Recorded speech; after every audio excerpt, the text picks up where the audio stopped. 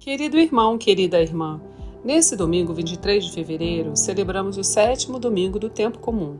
Que pratiquemos hoje, em palavras e ações, aquilo que o Senhor deseja de nós. No evangelho desse domingo, escrito por São Lucas, nosso Senhor impõe um grande desafio aos seus discípulos: fazer o bem para aqueles que os odeiam. Amar nossos inimigos só é possível com a ajuda do Espírito Santo. É com o poder dele, não o nosso, que teremos a força para bendizer aqueles que nos amaldiçoam. Busquemos ser semelhantes ao nosso Senhor para alcançarmos a recompensa que Ele tem guardada para cada um de nós. Se você deseja também seguir os mandamentos do Pai, escute a seguir a homilia dominical realizada pelo nosso pároco, Padre Antônio José. Se quiser, compartilhe com alguém querido. Você pode levar a sabedoria de Jesus a um irmão perdido. Deus abençoe muito você e sua família, e um abraço dos seus irmãos da paróquia Nossa Senhora de Fátima, Rainha de Todos os Santos.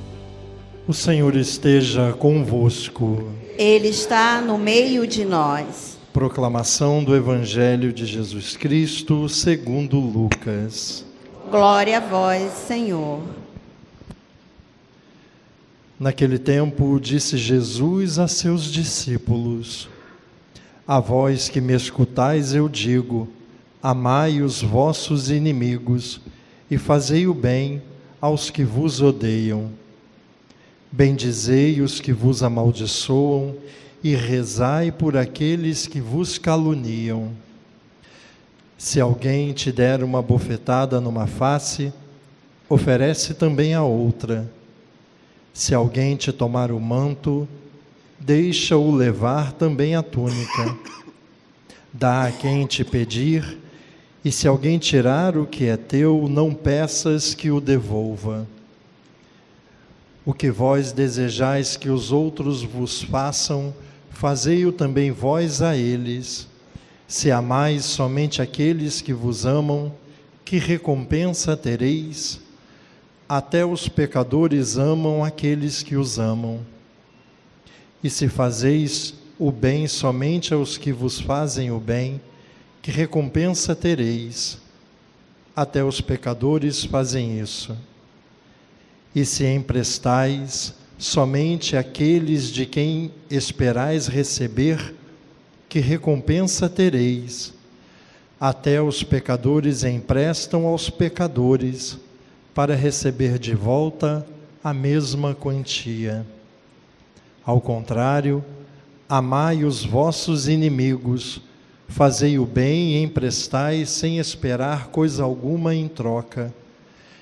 Então a vossa recompensa será grande e sereis filhos do Altíssimo, porque Deus é bondoso também para com os ingratos e os maus. Sede misericordiosos, como também o vosso Pai é misericordioso. Não julgueis e não sereis julgados. Não condeneis e não sereis condenados. Perdoai e sereis perdoados. Dai e vos será dado. Uma boa medida, calcada, sacudida, transbordante será colocada no vosso colo, porque com a mesma medida com que medirdes os outros, vós também sereis medidos. Palavra da salvação. Glória a vós, Senhor.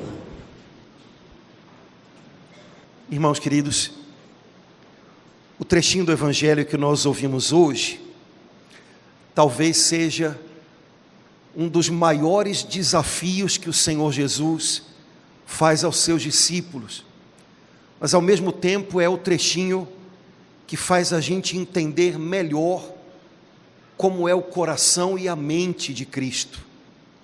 E se Ele de verdade é, como a gente diz, o Senhor da vida da gente, a gente deve levar em conta o jeito como Ele deseja que a gente conduza as horas complicadas da nossa vida, os momentos em que a gente é traído, os momentos em que a gente é prejudicado por alguém, Jesus tem algo a dizer para a gente também a respeito dessas horas da vida.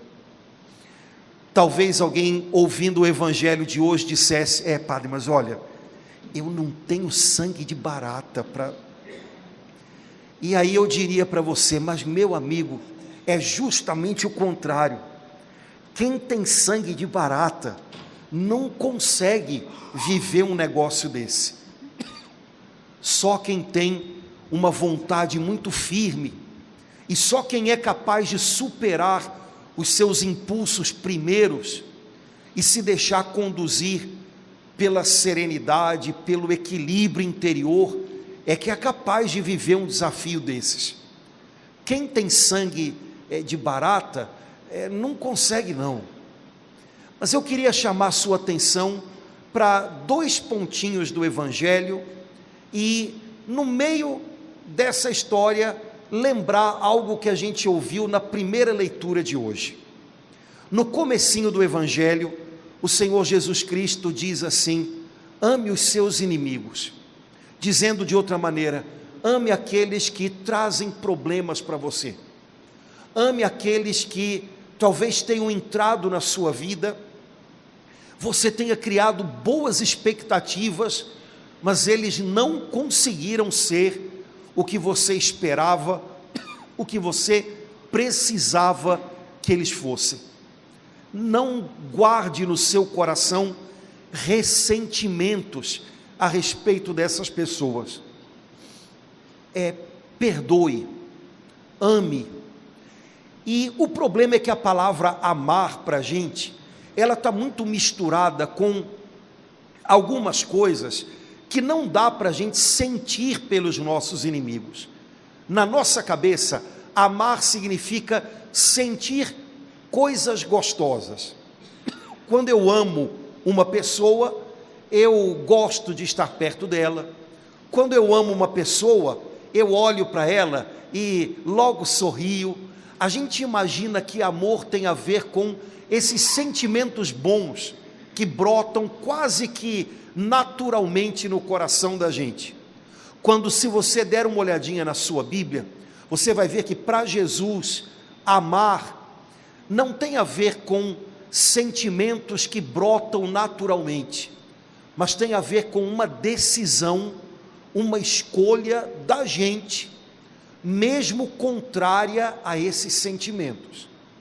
Eu decido não me deixar levar pela antipatia, pelo ressentimento, pela mágoa, e vou olhar para essa pessoa, não sendo dominado pelos sentimentos que brotam imediatamente quando, por exemplo, eu lembro do erro que ela cometeu e que me machucou tanto. Na Bíblia, amar tem a ver com escolher o modo como eu vou lidar com alguém, e não simplesmente sentir coisas gostosas porque alguém foi legal comigo, porque alguém é do jeitinho que eu havia sonhado. Jesus diz: ame seus inimigos. E aí ele diz 3 coisas importantes. Primeiro, faça o bem àqueles que fizeram mal a você. Depois, abençoe quem amaldiçoou você. E depois, reze por aquele que fez mal a você, caluniou você. 3 atitudes que o Senhor deseja que a gente tenha e que a gente consegue ter se a gente contar com Ele. Primeiro, não pague o mal com o mal. Não deixe que a vingança seja o motor das suas atitudes. Ao contrário, mesmo que as pessoas ao seu redor tenham decidido agir mal, e a ação de uma delas possa ter prejudicado você, não deixe, não se canse de fazer o bem. Irmãos, os erros dos outros não são carta branca para que a gente decida também errar, também ferir, pagar com a mesma moeda. E aí entra a primeira leitura que você ouviu hoje. mesmo não conhecendo muito o Antigo Testamento, eu acho que deu para você pescar que na primeira leitura a gente está encontrando um rei que é Saul, poderoso, que tinha trazido para perto dele um jovem que tinha se tornado amigo dele e que havia ajudado Saul a enfrentar literalmente gigantes. Saul traz esse jovem chamado Davi para junto dele, mas em algum momento ele começa a olhar para Davi não como um apoio, mas como uma ameaça. Então ele persegue Davi e ele procura encontrá-lo para matar. Davi foge com alguns amigos e Saul vai atrás de Davi com milhares de homens. Mas numa dessas voltas que a vida dá, no trechinho que a gente ouviu hoje, a gente encontra Saul e os seus generais dormindo, e Davi consegue chegar pertinho dele. Um dos amigos de Davi até fala para ele assim: Deus te deu o teu inimigo hoje, é agora. E Davi, que não estava com nenhum motivo para gostar de ter Saul por perto, pelo contrário, ele devia estar com medo de estar ali. Davi não é movido pelo impulso, mas ele é movido por algo que Deus põe no coração dele: eu não vou levantar a minha mão contra o rei. Ele então pega a lança de Saul e leva embora, e quando ele está longe, ele grita, o pessoal acorda e ele mostra: peguei aí, viu? Mas eu não matei o rei, eu não feri o rei. Deus trata cada um conforme a sua justiça. Davi decidiu que se ele devesse ter um lugar em Israel, e de fato ele se tornou rei, isso não seria ao preço de uma vingança. Davi decidiu, ao contrário do que os seus amigos pensavam, que Deus não tinha colocado Saul nas suas mãos, e que ele deveria, ao invés de se vingar, mostrar misericórdia, para mostrar que na vida dele, Davi, as coisas não eram do jeito como Saul estava imaginando. Irmãos, a gente de vez em quando precisa se perguntar ao ritmo de que a nossa vida está se movendo. Se você, se eu, se nós somos pessoas que têm buscado ter Jesus como dono, Senhor da nossa vida, não faz sentido que a nossa vida seja movida à base de vinganças. Não faz sentido que as nossas vitórias tenham o preço de vinganças. Não é preciso nada disso. E vou dizer ainda mais uma coisa a você: as pessoas que às vezes estão ao nosso lado e decidem tomar as nossas dores, até a elas repense se é o caso de ouvir, viu? Primeiro, ouça o Senhor, porque os amigos de Davi, todos disseram para ele: é agora, Deus te deu o teu inimigo. E Davi percebeu: Deus não deu inimigo nenhum. Eu preciso me comportar nessa hora como Deus deseja de mim, e Deus não deseja que eu mate o rei do meu povo, ponto.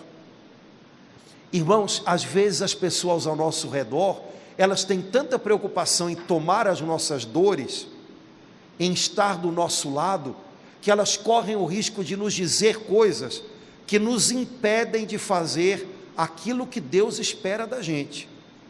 O Senhor pede: ama os teus inimigos, e as pessoas ao nosso lado, nenhuma delas da igreja, é claro, dizendo: não, sabe como é que é dele está guardado.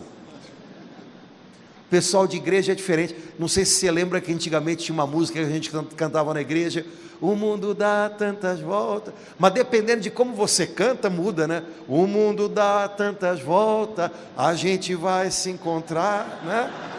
Dependendo de como você canta, o jeito muda, né?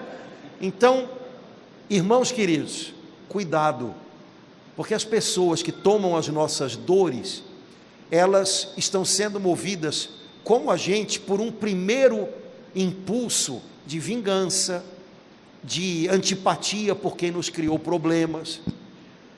Só que isso às vezes não deixa a gente perguntar ao Senhor: e o Senhor? O que o Senhor quer de mim nessa hora? E é esta pergunta que muda a vida da gente. Não adianta perguntar para os outros o que a gente faz, não adianta, se a gente não pergunta: Senhor, o que o Senhor quer de mim nessa hora? Sem essa pergunta, a gente não caminha bem. Davi decide deixar Saul com vida, as coisas vão caminhar. Depois olhe na sua Bíblia como é que a história continua. Mas Davi não carrega no coração dele o ressentimento e o desejo de vingança. Quando ele chegar no trono, o coração dele vai estar em paz, porque não vai ter acumulado nada disso. Bom, Jesus no Evangelho diz: não paga o mal com o mal. Não permite que o teu coração seja movido por querer ver o que vai acontecer com aqueles que te deixaram de lado, te esqueceram, te prejudicaram.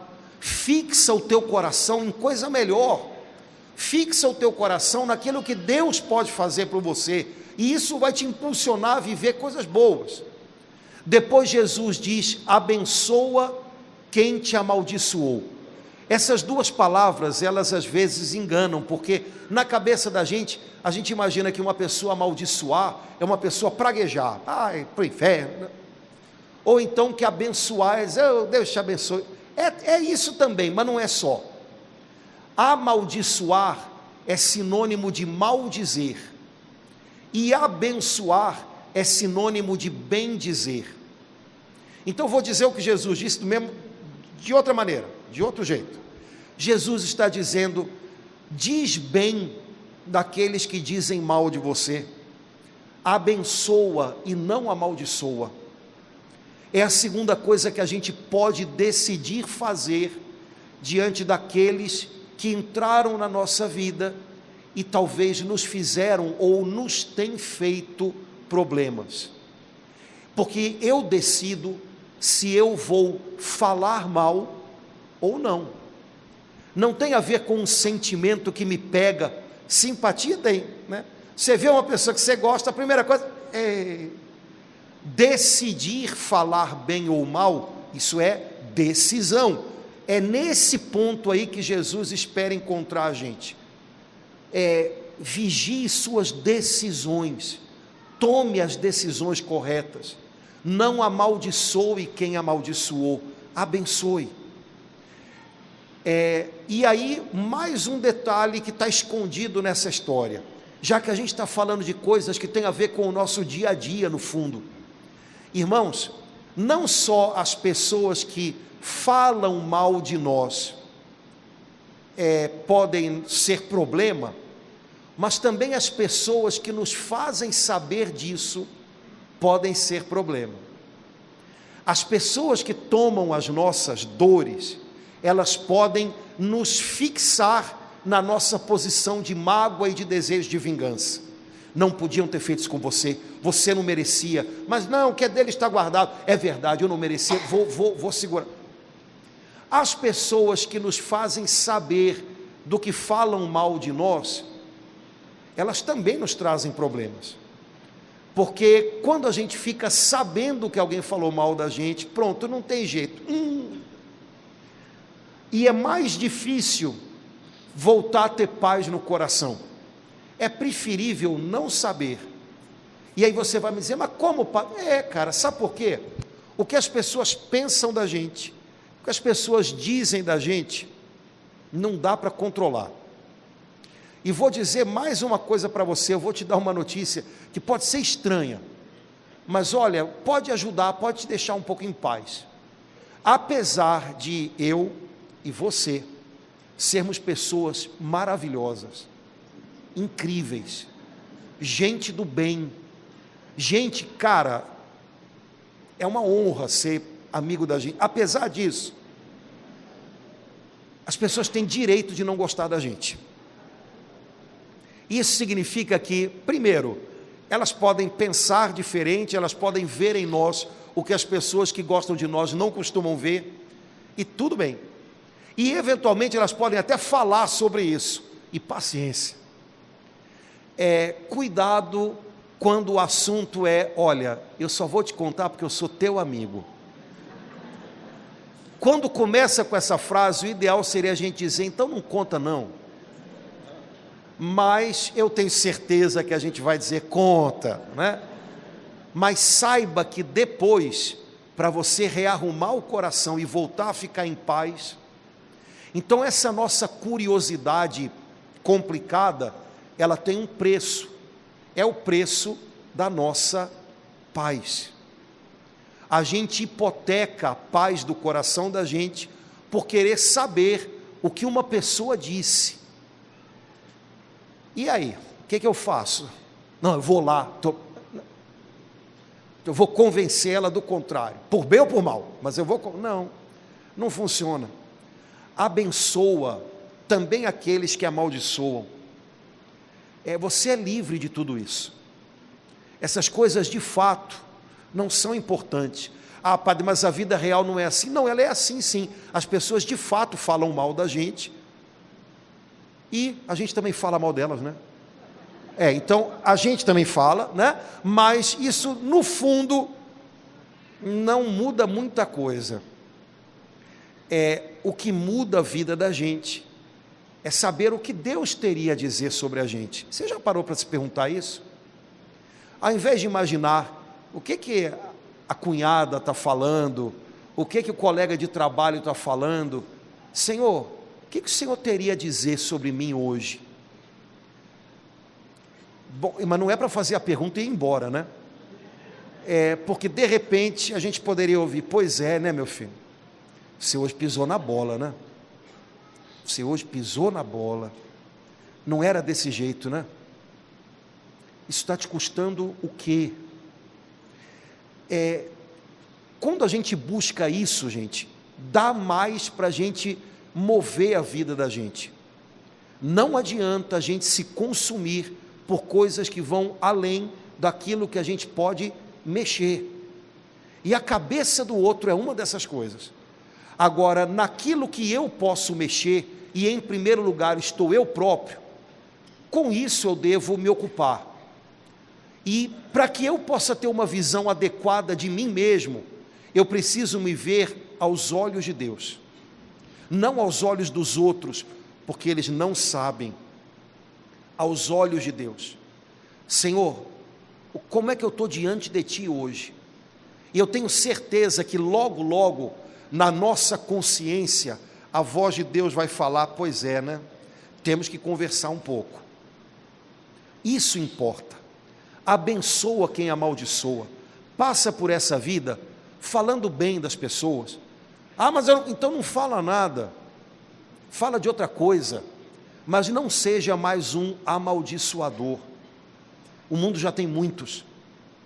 Terceira coisa que Jesus nos pede, reza por quem te caluniou, por quem te criou problemas, reza por ele. Jesus não está dizendo, repito, fique sorridente quando você vir essa pessoa. Não dá. A cara diz tudo, né? Mas Jesus está dizendo, reze por quem possa ter ferido você de algum modo. Isso você pode escolher, rezar. Mas essa oração não vai ser sincera. Olha, depende do que você entende com sinceridade. Eu não rezo só a respeito de coisas que dentro de mim já estão prontas e arrumadas. Eu também rezo a respeito de coisas que eu preciso e que não estão arrumadas, eu não consegui arrumar. Bom, se oração serve justamente para isso, então eu posso também rezar por aqueles que aqui dentro me deixaram magoado, ressentido, porque eu preciso que Deus me ajude a arrumar coisas que eu sozinho não consigo. E isso é uma oração sincera. Oração sincera não é oração com a qual eu só falo daquilo que já está pronto, mas eu também apresento a Deus aquilo que só Ele pode mudar em mim. Senhor, eu peço hoje que o Senhor abençoe essa pessoa que passou por mim nesse último mês e causou um problema no meu trabalho. Eu peço que o Senhor chegue ao coração dela. E você pode até aumentar isso. O Senhor sabe que eu ainda carrego isso dentro de mim, mas eu escolhi obedecer ao Senhor. Por isso, por sua causa, eu peço que o Senhor abençoe a ela. Porque eu sei que ela também importa ao Senhor, eu peço, abençoa ela. O catecismo da Igreja Católica diz uma coisa muito legal. Quando eu começo a rezar por quem me feriu, quando eu começo a transformar as feridas do meu coração em oração por quem me machucou, o Espírito Santo faz uma coisa que eu não consigo fazer, que é acalmar as minhas lembranças. As pessoas que nos fazem mal, gente, elas nos acompanham durante muito tempo, né? A gente carrega elas dentro da gente. Só que, enquanto eu não rezo por essas pessoas, elas me acompanham, e toda vez que eu lembro delas, eu sofro de novo. Eu sinto de novo o que eu senti já lá atrás, e aquilo parece que se repete dentro de mim. Pois o catecismo diz, quando você começa a rezar por essa pessoa, você está fazendo a sua parte, o Espírito Santo vai fazer o que você não consegue. E mesmo que você lembre dessa pessoa, a lembrança não vai mais machucar. A lembrança não vai mais fazer mal, porque aquela situação que não estava nada resolvida aqui dentro, ela agora está nas mãos do Senhor. Ele está cuidando da situação. Se você continuar rezando pela pessoa que fez mal a você, você vai ver que em algum momento você vai lembrar dela e não vai fazer que é o que a gente faz quando lembra e está magoado. Lembrei de fulano, como se a gente estivesse se defendendo ou tivesse machucado de novo. Você vai lembrar, mas não vai fazer porque não está mais machucado. O que Jesus pede da gente, irmãos, são coisas que têm a ver com a nossa decisão e não com os nossos impulsos e sentimentos que são naturais. Se uma pessoa me fere, num primeiro momento eu tenho repulsa com ela. Só que eu sou cristão. Isso significa que o primeiro momento não vai ser o que vai tomar conta de mim. Eu vou trabalhar isso dentro de mim. E com a ajuda de Jesus, eu vou arrumar isso de outra maneira. E se eu tiver que estar ao lado dessa pessoa, eu não vou estar o tempo inteiro me defendendo, ou então, mesmo que não fazendo, mas imaginando uma vingança. Porque a cabeça da gente é ótima para isso, né? A gente cria verdadeiras novelas. Se fulano falasse aquilo comigo do jeito que eu estou hoje, na hora eu tinha falado, pois mas você... Aí a gente fica imaginando como é que a gente ia fazer. E aí, não, mas aí um dia, não, porque aí agora então, não, mas um dia vai... Rapaz, manda para Netflix o roteiro, que vai dar para fazer uma série com isso aí. Só que eu lamento informar que enquanto essa série estiver rodando aí dentro de você, sua vida vai estar meio que estagnada nela, sabe? E o Senhor não quer isso para a gente. O Senhor quer que a gente esteja livre e caminhando. E às vezes, as prisões que prendem a gente não estão fora, gente. Estão dentro. E são as mais duras prisões, as que a gente carrega dentro. Só que para essas prisões, Jesus tem a chave. E Ele ensina a gente como abri-las. Não cansa de fazer o bem. Não paga na mesma moeda, não paga o mal com o mal. Faz o bem também àqueles que talvez tenham feito mal a você. Abençoa e não amaldiçoa. Reza por quem te feriu, e você vai ver que o Espírito Santo chega em coisas em você, onde você próprio não é capaz de interferir. Ele cura, Ele acalma até as tuas lembranças que eram motivo de ressentimento. Ele é capaz de fazer isso. Jesus termina o Evangelho de hoje dizendo uma palavra que eu acho que todos nós conhecemos: com a mesma medida com que você mede, você será medido. Bom, eu não sei vocês, mas eu preciso que Deus tenha comigo umas medidas bem... Porque eu não sei se vocês são muito diferentes, eu acho que não, mas ainda tem uma coisa: eu eu não sou muito criativo para fazer coisa ruim, eu repito as mesmas, né? Então eu não faço, mas toda hora eu estou caindo nas mesmas, meu Deus do céu, de novo, aí eu volto, Senhor, me perdoa, me ajuda, eu vou tentar melhorar, e ele, ok, vamos tentar de novo, vamos lá, eu perdoo, vou te ajudar. E olha, ele faz isso muitas vezes. O Papa Francisco disse uma vez que às vezes até a gente cansa de perdoar, como se a gente nem tivesse paciência com a gente mesmo. Deus não cansa de perdoar, a gente cansa de pedir perdão, ele não cansa de perdoar. Eu preciso que ele tenha medidas largas comigo, e se eu espero essas medidas, eu tenho que aprender a usá-las também com outros. Todo mundo sabe que a gente vive num tempo em que a gente se desculpa muito, dizendo, eu estou estressado. Alguém não está? Levante a mão, não é o cálice para sempre. Está todo mundo estressado. A gente se desculpa muito, dizendo, olha, eu já estou no meu limite, estou nas tampas. E a gente diz, quando a gente toma uma atitude errada, foi a gota d'água. Gente, o problema é que às vezes a gente está demais, né, na expectativa dessa gota d'água. Tudo é a tal da gota d'água, que extrapola os limites da gente. Será que não é porque talvez a gente precise alargar um pouquinho o nosso coração, ao invés de ter medidas tão estreitas? Ninguém é bom o bastante, ninguém faz bem o bastante. Parece que ninguém cabe nas medidas da gente. Tudo é motivo para a gente explodir, tudo é motivo para a gente reagir. Às vezes uma coisa desse tamanho, a reação é desse tamanho. Senhor, me ajuda a alargar as medidas do meu coração, e como o Senhor tem paciência comigo, me ajuda a ter paciência com os meus. O Senhor é paciente demais comigo, o Senhor me dá novas chances, o Senhor não desiste de mim, o Senhor entende por que eu empaquei em algumas coisas na minha vida, e faz um caminho comigo, no meu ritmo, sem me puxar, mas caminhando comigo. Me ajuda a ser assim com os meus. Irmãos, sem a ajuda de Deus, a gente não consegue. Esse talvez seja um bom negócio para a gente entender. Não é que seja difícil, mas sem a ajuda dele é impossível. Não dá não.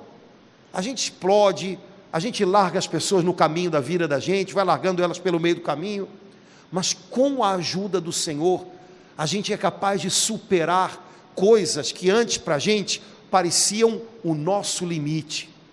Com a ajuda dele, a gente consegue dar uns 3 passos adiante, e de repente a gente percebe, não era o meu limite não, eu consegui esperar um pouquinho mais, eu consegui ouvir um pouco mais, eu consegui dar uma nova chance.